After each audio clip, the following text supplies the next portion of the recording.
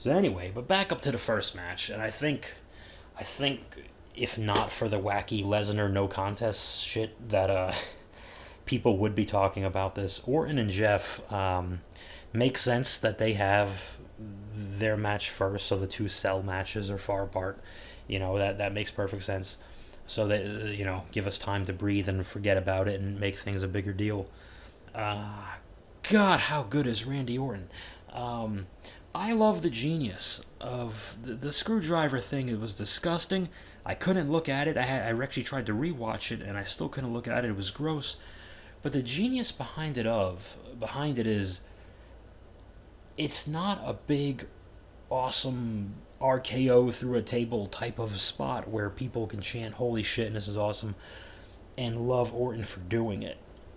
There was no one was chanting how cool this was when he was just turning that screwdriver, and they were, you, at least for me as a viewer, I legitimately wanted him to stop doing that to the babyface. So for that, brilliant. Um, I mean, this is a two-spot match. The screwdriver and the oh god, that Jeff's crazy missed splash swinging off the top and the whole thing.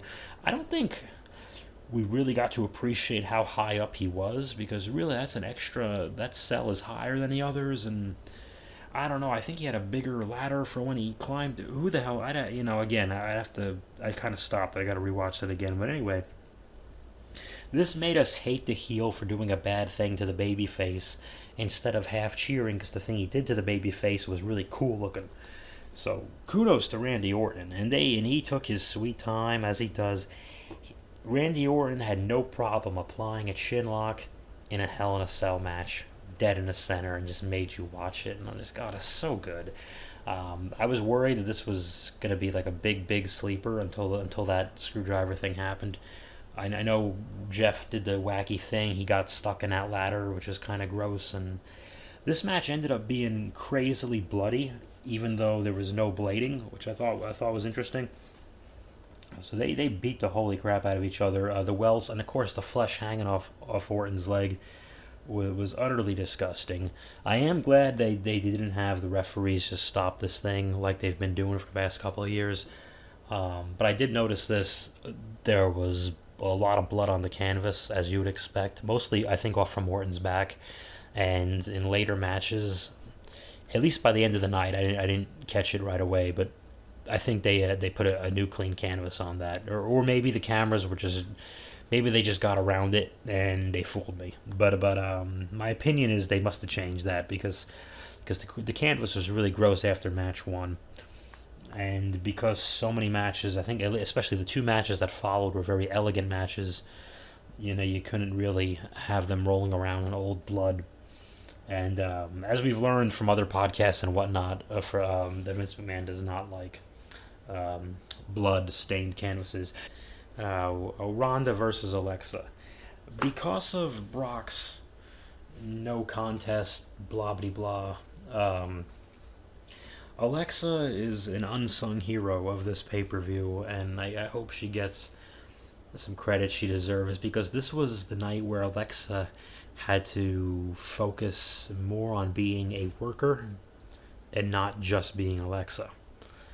Because I hate to say carry, but yeah, she had to carry Ronda through Ronda's longest match. I'm sure the mixed tag was technically longer at WrestleMania, but just Ronda. Alexa had to do all of the bumping, all of the managing. I'm sure she was calling stuff as things were going. They had all the bells and whistles they could with Natalia Foxy? Yeah, Alicia Fox and Mickey James on the outside there. But even still, those three women are not enough bells and whistles. So they really had to. Alexa had to really ham it up. She had to really do the scared chicken shit heel, back off kind of stuff. She had to be very careful on when and how she can cut off Ronda. And Ronda's gotten a bit better at selling, but she's still very new and very very green and very stiff. Not just stiff in the wrestling sense, but stiff in her movements. I really hate that arm drag that Ronda's been doing to all the women for the last month. It just looks. It looks like it's injuring them. It looks like she's yanking their arms. Their shoulders are out of their sockets. And if she's not yanking her shoulders out, then you fooled me, and great, you did great. But it kind of looks like she is. It doesn't look like they're taking their own bumps, and this is where the bumping school comes back into play.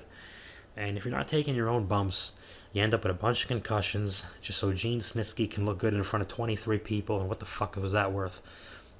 Not bitter. So, but it doesn't look like people are taking their own bumps, like on that wacky angle slamish kind of thing she does, and everything else. I hope she's not ripping people apart with those freaking arm bars. But anyway, it was a good run. It was a good back and forth, little rough housing. I crack up every time Alexa does the mean face to Ronda, and Ronda did it back to her and hit her with the move, and that's cool. That's a good time. So I don't have a problem with that match. I think it's time to move on. I have no idea what's next for the Raw women. I don't know why Natalya wouldn't want a title shot. Maybe they're doing that next. Who the hell knows? Are we just stalling for Ronda Charlotte? Is that all we're doing?